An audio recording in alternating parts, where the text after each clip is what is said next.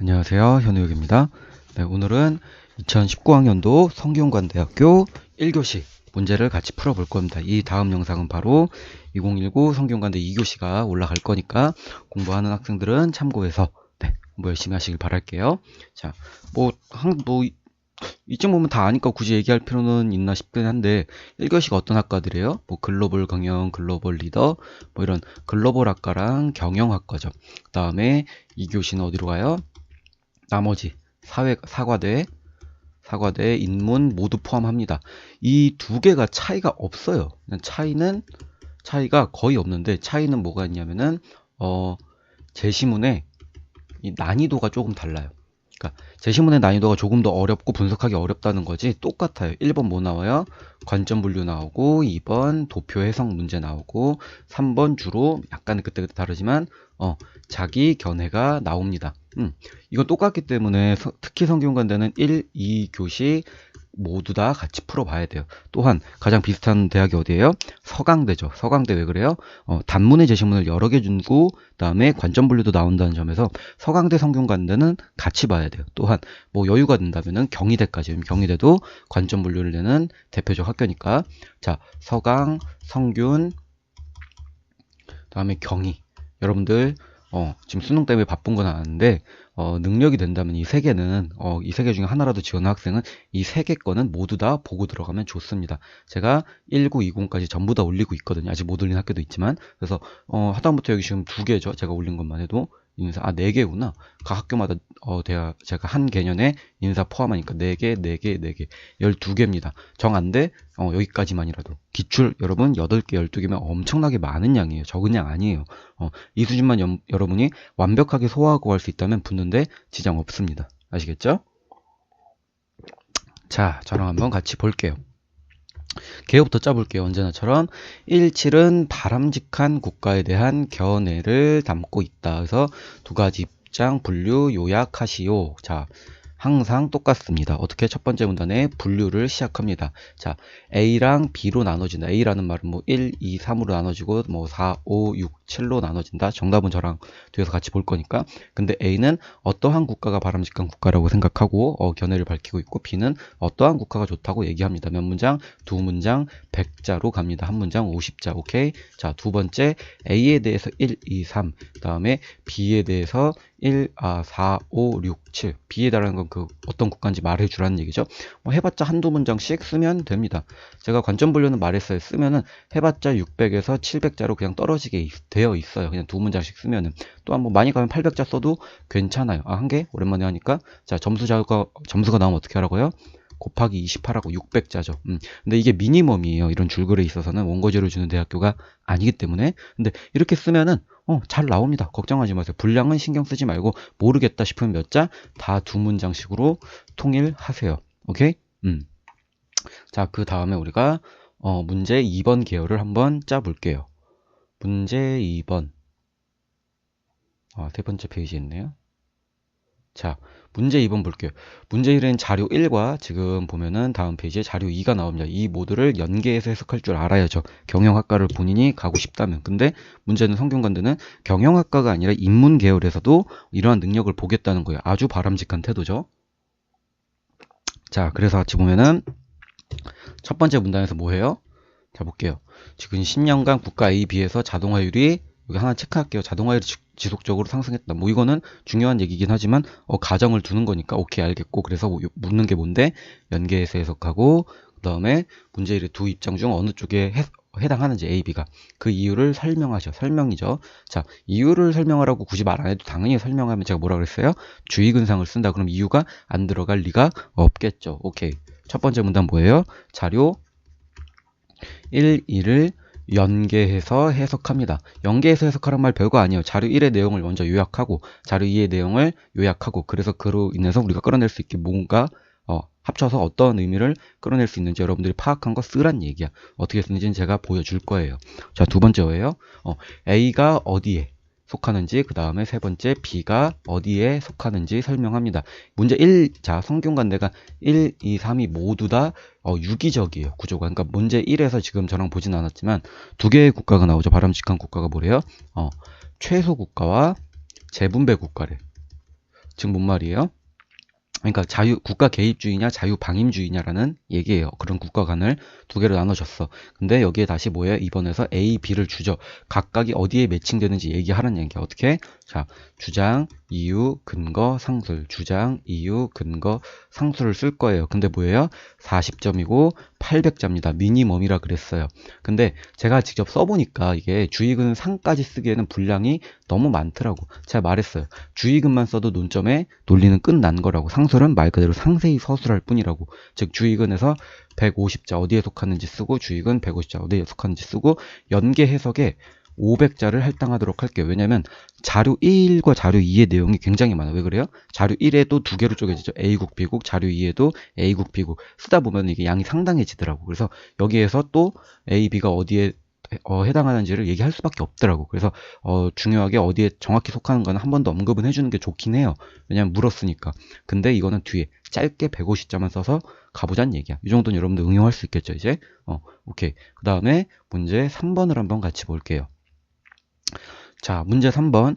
C국에서는 현재 뭐예요? 로봇세 도입을 한대. 로봇세란 이런 뭐 인간을 대체할 수 있는 인력이죠. 이런 산업용 로봇. 근데 여기에 대해서 찬성 또는 반대의 견해 중 하나만 논술하래요. 그러니까 사용에 대해 부과하는 세금이죠. 즉, 보기만 해도 어떤 느낌이 와요? 그러니까 로봇이 도입되면 그런 얘기가 하겠죠. 뭐 인간의 일자리가 없어지고 그런 거에 대해서 찬반에 대한 얘기를 하면 되겠죠. 그런 논리를 활용해서. 물론 근거는 근거 제시문을 활용하고. 자, 제가 얘기했어요. 이게 무슨 형 문제예요? 자기견해형이 문제예요. 자기견해 안에서도 제가 두 개 나누죠. 대안 제시가 있고 순수 자기견해가 있어. 이 중에서 어떤 거예요? 대안 지금 제시하라는 거예요? 아니죠. 찬반을 얘기하죠. 너의 의견을 묻겠다는 얘기예요. 순수 자기견해 어떻게 간다? 주장, 예반, 재반으로 갑니다. 물론 이게 본문에 들어가고 서론 있고 본론에 들어가고 결론이 있는데 지금 30점이죠. 600자예요. 지금 서론 결론 쓰란 말 아니겠죠. 바로 본론으로 들어가란 얘기야. 주예지 어떻게 쓴다고? 똑같다고. 주장, 이유, 근거, 상술, 주장, 이유, 근거, 상술, 주장, 이유, 근거, 상술로 들어갈 겁니다. 물론 예반에서 상술은 뺄 건데 뭐 그거는 저랑 보면 아니까. 근데 문제는 뭐예요? 여기서 여러분 그러니까 학생마다 그렇게 묻는 학생들이 많아요. 찬상 변해 중 하나만을 논술하라. 하나만을 논술하래요. 그럼 예를 들면 저는 찬성이라고 해볼게. 그러면 제반에도 찬성이 나오겠죠. 근데 뭐예요? 예반에는 반대의 논리가 나올 겁니다. 그러면은 그러면 찬성의 얘기만 써야 되는 거 아니에요? 라고 묻겠지만 그렇지 않아요, 여러분. 이 구조가 저는 더 좋다고 생각해요. 왜 그러냐면 여러분들이 찬성을 하든 반대를 하든 여러분의 의견을 얘기하는 걸 거야. 특히 주장에서 주의근상을 통해서. 근데 우리가 뭘 그렇게 생각해 볼게요. 이게 가끔 질문이 들어와서 댓글이나 제가 한번 얘기하는데 내가 사과가 좋아 라고 얘기를 했을 때 사과가 좋은 이유를 계속 얘기하면은 됩니다. 그거 사과가 좋다는 얘기를 잘 한 거겠죠. 그런데 우리가 주체 이름에 바나나도 있다고 생각해 볼게요. 나는 사과가 좋아요. 근데 바나나는 내가 바나나는 어떠한 특성이 있어서 이런 거는 별로 몸에 좋지 않은 뭐 그런 이유들이 있어요. 그래서 저는 다시 한번 사과가 좋아요 라고 얘기를 해줄 거예요. 뭔 말인지 이해돼요? 그러니까 내가 주장하려는 거에 우리가 태클이 들어온단 말이에요. 예상 반론이라고 하죠. 예반이죠. 분명히 내가 이렇게 주장하면은 그쪽에서 그거 아닌데 사과에는 뭐 이런 단점도 있지 않아? 그래서 바나나가 더 좋은 거 아니야? 이런 얘기를 한단 말이야. 그것조차 미리 건드려 주란 얘기예요. 그렇다면 뭐예요? 나의 이 찬성에 대한 견해가 더 명확해지고 더 높은 점수를 받을 수 있고 더 높은 나의 의견을 피력한 게 되는 거예요. 그래서 뭔 얘기예요? 찬성 또는 반대 중 하나만 논술하라고 했어도 얘도 언급해 주란 얘기야. 대신 간략하게나마. 그래서 제가 지금 주예제 구조를 활용하고 이게 제가 무슨 구조를 활용하는 거예요? 이게 대학의 논문을 활용한 거예요. 여러분들이 국어나 뭐 이런 수능 제시문에도 많이 봤을 거야. 서론에서 어떤 얘기하고 본론에서 어떤 얘기하고 결론에서 어떤 얘기하는데 그 본론에서 뭐 주장이 있을 거야. 화자에. 근데 예반을 한번 언급해. 이러한 단점이 있는 거 나도 알아. 근데 제반에서 그걸 내가 한번 더 깨부숴 주는 거야. 예상 반론조차. 그럼 뭐예요? 더 명확한 주장이 되겠죠. 알겠죠? 그래서 뭐 그래요. 여러분들이 하나만 쓴다고 해서 그걸 틀렸다고 볼 수는 없어요. 하지만 전 이걸 훨씬 더 추천해요. 논리적으로도 탄탄한 글입니다, 이게. 그래서 찬성 또는 반대 견해 중 하나만 뭔 얘기야? 주예제를 써서 다 건드려줘라. 이 얘기예요. 아시겠죠? 오케이. 자, 이러한 지금 개요는 다 짰고 이러한 과정에서 우리가 글을 어떻게 뽑아내야 되는지 저랑 한번 같이 볼게요. 지금 문제 1번 관점 분류형이죠. 1번 뭐 하라고요? 분류하라고. 자, 볼게요. 첫 번째 문단. 바람직한 국가가 무엇인지에 대해 157과 356으로 나눠질 수 있는데, 157은 재분배 국가, 2, 3, 4, 7은 최소 국가가 바람직한 국가라고 설명하죠. 정확히 두 문장 100자 제가 썼습니다. 이 기준을 나누는 게 제일 중요한데, 그거는 보통 제시문 안에 그런 키워드가 줘요. 뭐, 이 말 안 쓰고, 뭐, 예를 들면 그런 말 써도 되겠죠. 자유, 방임주의. 여기는 여기서 뭐였죠? 국가, 개입주의. 이런 말 써도 틀린 거 아니에요, 여러분. 여러분들이 파악한 대로 쓰는 거 좋습니다. 근데 재분배 국가랑 최소 국가가 제시문 3인가 4에 나오기 때문에 그냥 그걸 활용했을 뿐이에요. 아시겠죠?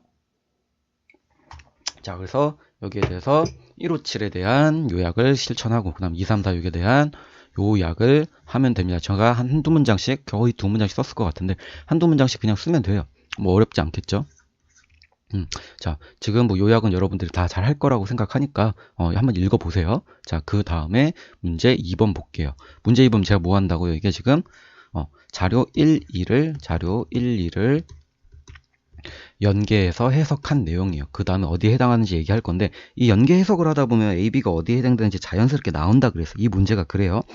그래서 뒤에 어디에 해당되는지는 짧게 갈 거예요. 한번 볼게요. 자, 자료 1에 의하면은 A고, 그 다음에 제가 어디에서 또 그 다음에 반면 B국. 그래서 자료 1을 얘기한 거고, 또한 자료 2를 통해서 A국 얘기하고 또요. 그러나 하고 B국 얘기했어요. 자, 여러분들 읽어보세요. 어떤 문제인지는 여러분들이 다 풀어보고 왔을 거라고 믿어요. 그래서 A국이 그래서 뭐냐면은 그러니까 A국이 최소 국가를 얘기하는 거죠.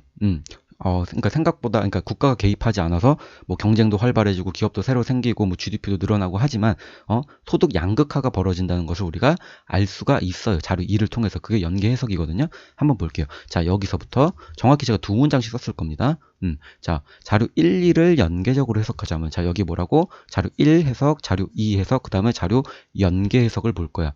A국은 지난 10년간 노동시장에 최소한으로 개입했죠. 그러나 B국은 산업의 잔업화로 나타나는 비숙련 노동자의 대량 실업, 소득 불평등 심한 문제를 완화하기 위해 국가가 적극적으로 실시 개입을 한 거죠, 시장에.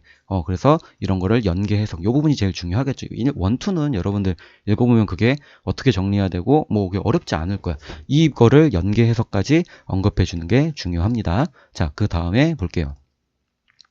여기까지가 문제 2번인데, A가 어디에 해당되고 B가 어디에 해당되는지 말하라 그랬죠. 위에 연계 해석하다 보면 나와요. 근데 언급하라고 했으니까 한 번 더 써주자는 거예요. 어떻게? 설명문이죠. 어디에 해당하는지 말하래. 주장, 이유, 근거. 국가비도 주장, 그 다음에 이유, 근거. 정확히 세 문장 150자씩. 오케이? 자, 문제 1의 국가 A는 최소 국가에 해당한다고 설명하겠죠. 왜죠? 자료를 보니까 국가 A는 기술 규제의 수준과 직업 훈련 사회 지출이 모두 낮죠. 개입하지 않았다는 얘기죠. 이는 국가는 최소한의 수준에만 시장에 개입해야 한다는 문제 1의 최소 국가가 바람직한 입장과 상통하죠. 이해되죠? 자, B는 어때요? B는 재분배 국가에 해당한다고 할 수 있죠. 왜죠? B는 A와 다르게 국민의 소득 불평등을 해결하기 위해 사회제도 구축과 직업 훈련 사회 지출을 높이는 것과 같은 정책을 펼치기 때문이죠. 자료 1에 나오죠. 그냥 갖다 붙이세요. 오케이? 자, 그래서 이는 뭐예요?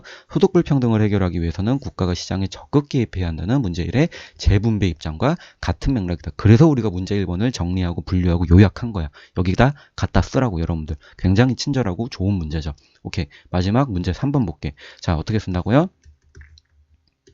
주장, 재반, 여기는 예반으로 갈 거예요. 그리고 자, 주장 어떻게 간다고? 마찬가지. 주의근상으로 갈 거고, 주의근으로 갈 거고, 얘는 주의근상으로 갈 거예요. 근데 제가 얘기했어요. 상술에서는, 그러니까 예반에서는 상술 쓰지 말라고. 왜냐면은 우리가 깔 거죠. 우리가 하나의 주장을 언급해서 주장 재반은 같은 얘기를 할 텐데, 예반이 너무 강해버리면 여러분들의 주장이 명확하게 전달되기가 어려워. 여러분들 그런 능력도 없고, 알겠죠? 근데 여기서 제일 중요한 건 뭐예요? 다 이 근거예요. 여러분들이 주장, 이유, 근거 있고 상술 있죠. 얘 빼고 근거는 줍니다. 제일 중요해요. 근데 주장, 이유, 상술은 누구 몫이에요? 여러분 몫이에요. 왜죠? 말 그대로 자기 견해니까 이 정도는 해야겠죠. 자, 거기에 대해서 내가 어떻게 썼는지를 한번 볼게요. 생각해보니까 좀 작은 것 같아. 좀 확대해서 볼게요. 자, 우리가 먼저 한번 같이 봅시다. 빨간 걸로 갈까요? 자, C국의 로봇의 도입에 찬성한다. 주장. 이유 볼게요. 왜요? 로봇의 도입으로 인한 국가의 수익 창출로 로봇 때문에 일어나는 실업과 임금 감소를 해소할 수 있기 때문이죠. 누구 생각이에요? 제 생각이에요. 근데 이거는 근거 1에서 유추할 수 있는 내용이에요. 이해돼요? 근거에서 끌어낼 수 있는 내용을 내 의견인 것 마냥 갖다 붙이란 얘기야. 이거 어려운 거 아니야. 연습만 하면 돼요. 제시문 1에서 뭐래? 경제적 불평등을 막기 위해서는 국가가 인위적으로 개입해야 한다는 것과 같은 맥락이니까 이걸로 뒷받침된다. 근거를 써줬어. 상수를 볼게요. 즉 로봇의 도입이란 국가가 적극적으로 시장에 개입하여 소득과 일자리와 같은 영역에서 질서를 유지하고자 하는 것이죠. 이는 뭐예요? 제시문 7에서 현대에 들어 시장의 영향력을 통제하고 공동체의 유대감을 증진시킬 수 있는 제도가 중요하다는 거와 같은 맥락이죠. 오케이? 자, 여기서 제가 마지막에 한번 할게요. 1, 7을 활용한 거야. 이해돼요? 근거가 명확하다고 내 이유가 내 주기근상, 내 논점이 그냥 물론 내 견해지만 아무런 근거 없는 얘기가 아니란 말이야. 니네가 제시문을 줬지 않냐. 성균관대학교 교수님들이 냈죠. 거기에 철저하게 기반한 내용이라 이걸 보여주란 얘기예요. 오케이. 예반 한번 볼게요. 그러나 로봇의 도입이 도덕적 관점에서 옳지 않다는 반론이 제기될 수 있다. 주장. 로봇사와 같은 정부의 개입이 최소화되어야만 개인의 인권이 보장될 수 있기 때문이죠. 이는 제시문 3에서 어떤 얘기예요? 최소 국가가 있어야 개인 모두를 인격적으로 대우해 줄 수 있는 체제이기 때문이죠. 그 얘기를 제시문 3에서 하고 있습니다. 죄송해요. 여기 오타네. 제시문 3에서 이거와 상통한다. 같은 맥락이다로 갈게요. 때문을 내가 두 번 썼네. 이거 미안해요. 오타예요. 즉 로봇세가 도입된다면 인간의 일자리는 모두 효율성이 높은 로봇으로 대체될 가능성이 높다. 이는 인간의 가치가 오직 경제적 가치로 환원되는 인간 경시화 현상을 가져와 C국의 국민들은 기계보다 낮은 위치를 차지하게 될 수 있다. 이러한 단점이 문제가 제기되겠죠. 근데 이걸 뭐라고 내가 한 번 더 까벌리겠다고. 하지만 이는 뭐예요? 법적 제도 마련을 통해 극복될 수 있다고. 누가 한다고? 내가 하는 거예요. 왜 법적 제도 마련이요? 법적 제도 마련이란 것도 국가가 개입을 하는 국가 주도의 사업이죠. 그래서 그런 걸 한번 생각해 보자는 얘기야. 법적 제도 마련을 통해 극복될 수 있는데 로봇세로 거둬들인 수익을 어떻게 하면 될까? 우리 복지국가에서 하는 거죠. 의무적으로 국민들에게 무상 제공을 해볼게요. 그럼 뭐예요? 인간의 도덕적 가치가 떨어지지 않을 수 있기 때문이죠. 이해돼요? 주, 이, 그 다음에 근 볼게요. 근거 뭐 있어? 5에서 자유시장조차도 국가의 제도 안에서만 정당화된다는 것과 상통하죠. 이 얘기 하고 있죠. 그러니까 국가 제도가 있다면은 이런 도덕적 관점에 대한 얘기가 그러니까 깐다는 표현 좀 그렇죠? 반박 가능하다는 얘기야. 즉, 한 번 더 볼게.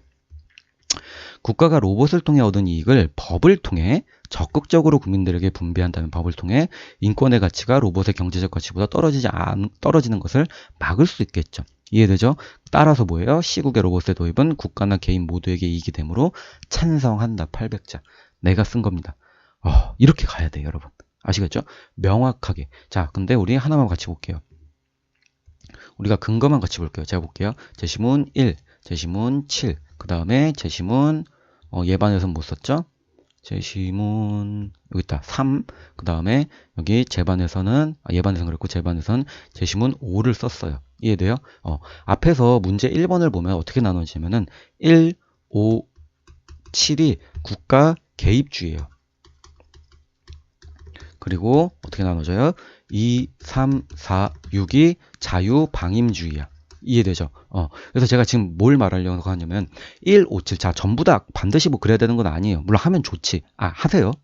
1, 5, 7인데 이 국가 개입을 얘기하고 있죠. 1, 5, 7. 그래서 제가 뭐예요? 지금 1, 7, 5에 즉 주장과 제반이 다 내 의견인 거죠. 내가 피력하는 나의 주장인 거죠.